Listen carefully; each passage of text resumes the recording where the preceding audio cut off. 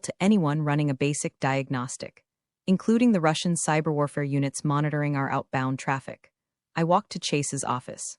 His door was open, aggressively open, symbolizing his open door policy that was actually a trap for anyone stupid enough to walk in and disagree with him. He was standing at a whiteboard, drawing circles and arrows that meant absolutely nothing. "Chase," I said, stepping into the doorway. "We need to talk about Project Glasshouse." He turned, marker in hand, beaming.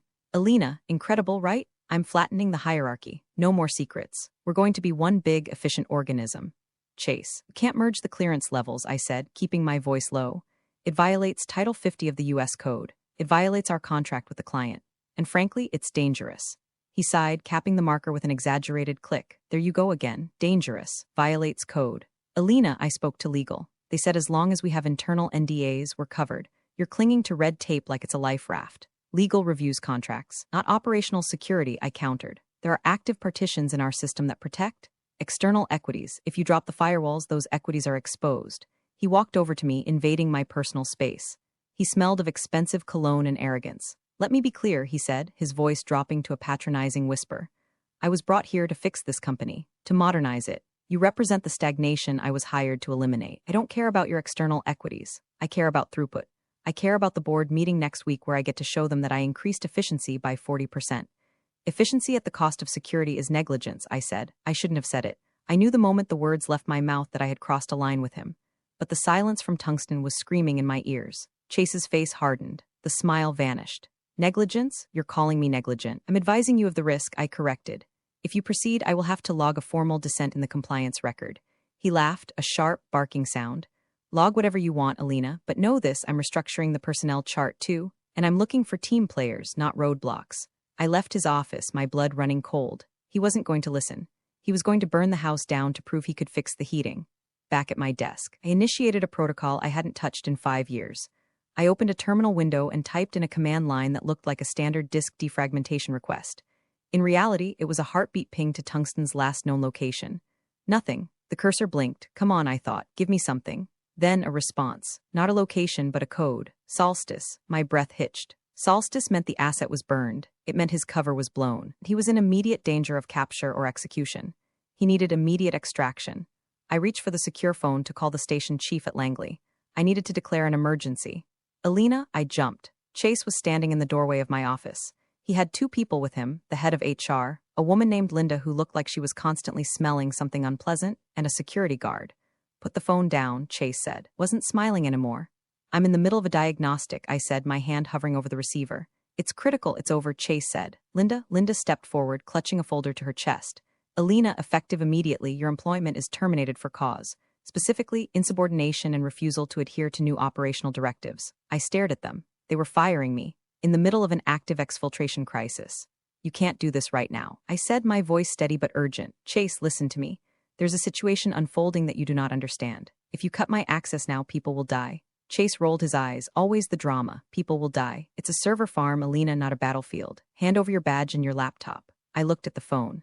I looked at the terminal where the word Solstice was fading from the screen. If I fought them, security would drag me out. It would cause a scene, and I would lose any chance of helping Tungsten from the outside. I had to play the long game. I had to let them win the battle so I could win the war. "Okay," I said. I stood up slowly. "You want the badge? You can have it." I reached for my lanyard. But as I did, my other hand brushed the enter key on my keyboard one last time. It wasn't to save a file. It was to execute a script I had written years ago. A dead man's switch. If my credentials were revoked without a specific suppression code, the system would silently tag every single action Chase took from this moment forward and mirror it to a secure cloud server accessible only by the CIA. "Here," I said, handing the badge to Linda. "And the laptop," Chase demanded. I closed the lid. "It's encrypted. You won't be able to access it. IT will wipe it," Chase sneered. "Get your personal effects. You have 5 minutes." There is a specific kind of silence that accompanies a walk of shame in a corporate office. As Linda and the security guard escorted me back to my desk to collect my personal items, the entire floor seemed to hold its breath. Heads bowed, eyes averted. The junior analysts, the ones who had laughed at Chase's jokes, suddenly found their screens incredibly fascinating. They were terrified. If the compliance officer, the fixture who had been there for a decade, be walked out like a criminal, no one was safe. I didn't look at them. I focused on the task. I picked up a framed photo of a dog I didn't own. Standard tradecraft makes you look human without revealing personal leverage, a stress ball, and my favorite mug. I left the plants. They were fake anyway, much like Chase's leadership skills. Make sure she doesn't take any flash drives, Chase barked from the hallway. He was enjoying this. He was preening. He was the alpha wolf culling the weak. I have nothing but personal effects, I said to the guard, opening my purse to show him. He looked embarrassed. He knew me. We had chatted about his kids' soccer games for years. Sorry, Miss Rudenko, he muttered. Just doing the job. I know, Mike, it's okay. As I walked to the elevators, I felt the severance of the digital tether. My phone, which had been synced to the company's secure server, buzzed once and then went dark as the MDM, mobile device management, profile was remotely wiped. I was now blind. I couldn't see the logs. I couldn't see the firewall status. I couldn't see tungsten, but Chase had made a critical error. He assumed that revoking my clearance stopped the machinery I had built. It didn't. It just removed the brakes. The elevator doors closed, shutting out the sight of Chase standing with his arms crossed. Victor's smirk plastered on his face. As the car descended, I closed my eyes and exhaled, a long, shuddering breath. The mask slipped for just a second. Fear, cold and sharp, pierced through me.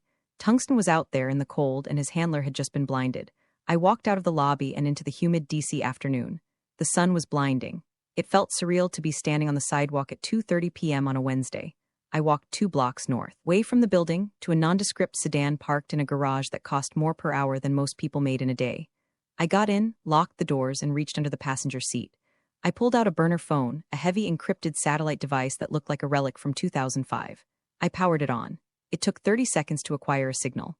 Those 30 seconds felt like a lifetime. I dialed a number that didn't exist in any phone book. Status. Male voice answered. No greeting. This is Handler 7 Alpha, I said. My cover is blown. I've been terminated from the front company. Credentials revoked. There was a pause, and the asset signaled solstice at 1400 hours. I was unable to initiate extraction before loss of access.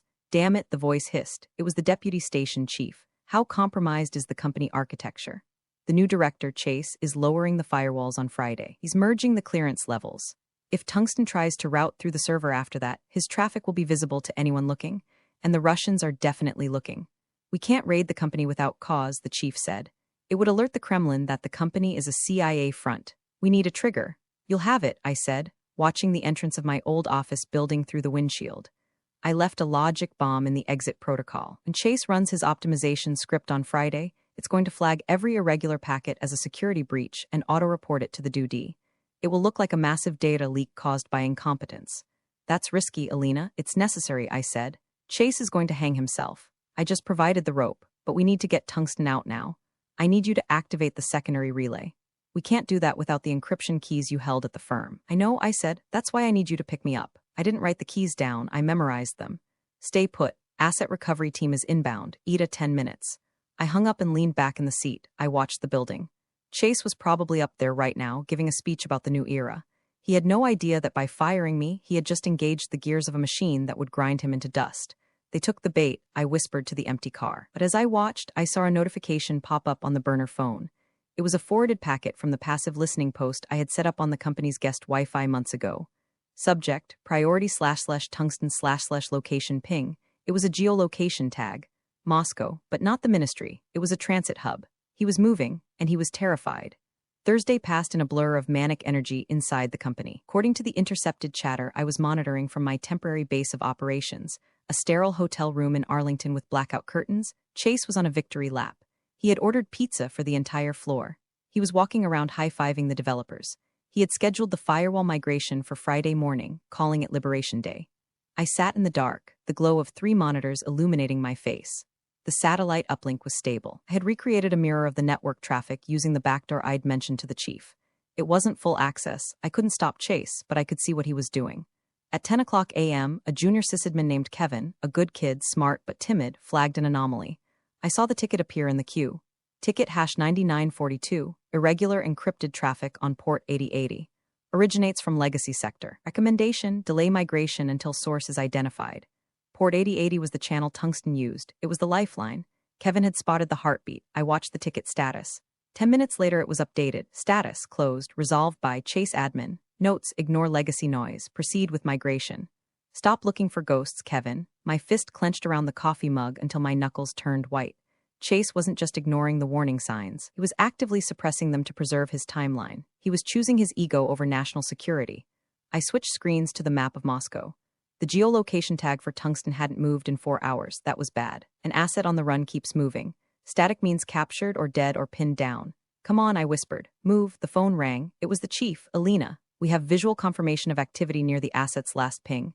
FSB vans, heavy presence. My stomach dropped. Did they find him? Unclear. But we're picking up chatter on the Russian military bands. They know there's a leak. They're closing the net. They're looking for the digital footprint.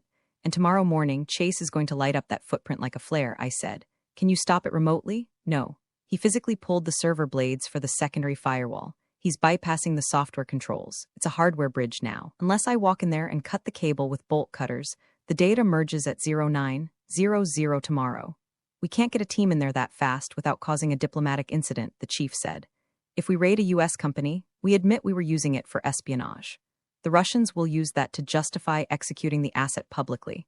So we have to let Chase do it. I realized, the horror settling in. We have to let him expose the asset to prove the incompetence.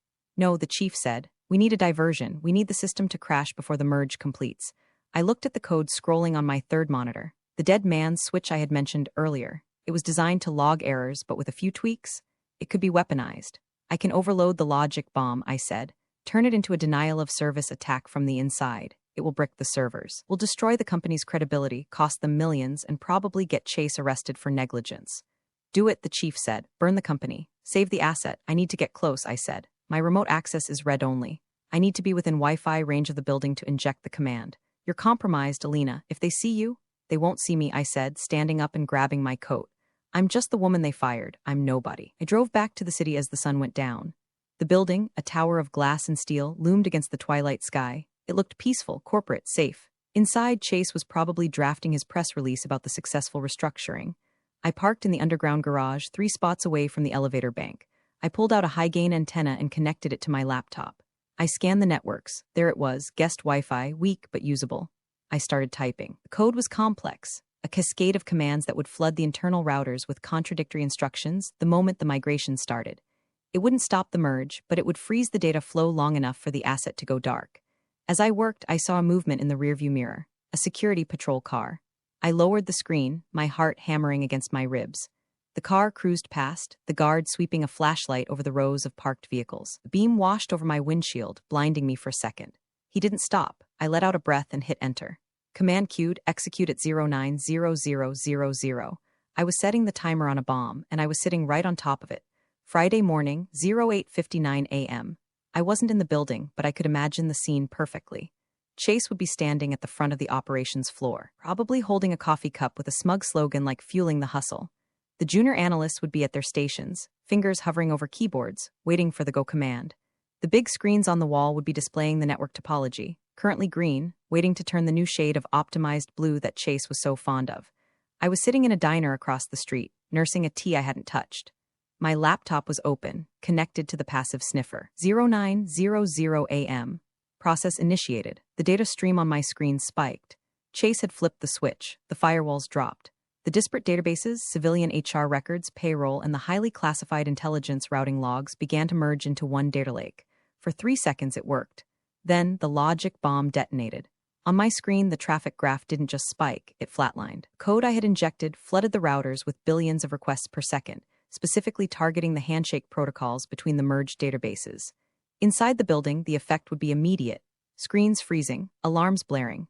The server room fans spinning up to maximum RPM, sounding like jet engines trying to take off. I watched the guest Wi-Fi signal flicker and die.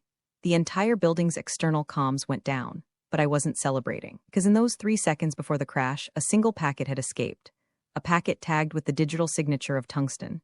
I checked the burner phone. A message from the chief, leak detected. Russian signals intelligence just spiked.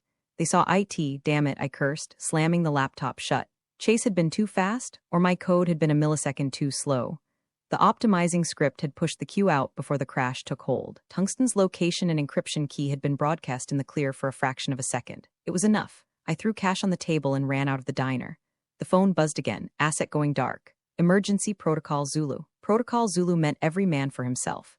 The CIA was cutting the line. They were disavowing the operation to protect the agency. Tungsten was on his own.